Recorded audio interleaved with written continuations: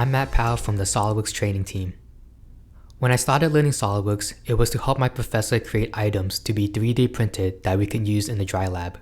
In this video, I'll show you some of the resources I used to start learning SOLIDWORKS. Let's get started. Here, I have SOLIDWORKS open. I can click on the Welcome to SOLIDWORKS button on the top left. From here, you can see helpful tips on the bottom that you can cycle through. There's also a notification to explore quick tours to help you get started.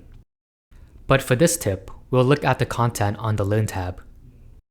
We'll just be going over the Get Started with SOLIDWORKS CAD and step-by-step tutorials, but feel free to click around. If I click Get Started with SOLIDWORKS CAD, it brings me to the Getting Started with SOLIDWORKS CAD learning path at my.solidworks.com. These e-learning lessons have videos of SOLIDWORKS experts performing tasks that you can follow along. You will need to log in using your 3D Experience ID to play these lessons. From here, you learn how to create your first sketch, part, assembly, and drawing. Also, keep in mind that my.solidworks.com has a catalog of lessons and learning paths, and you can search for a lesson or learning path.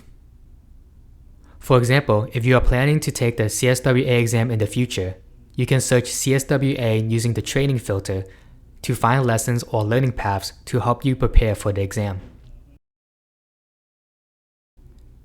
Back on SOLIDWORKS, I can click step-by-step tutorials to open the SOLIDWORKS tutorials page next to the software.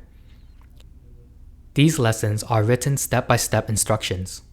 From here, I can click the Getting Started link for beginner tutorials on creating a model, assembly, and drawing for the first time. If you decide to finish a lesson later, you can always return to where you left off using the arrow on the top left to see the table of contents. There are also lessons on basic techniques used on SOLIDWORKS.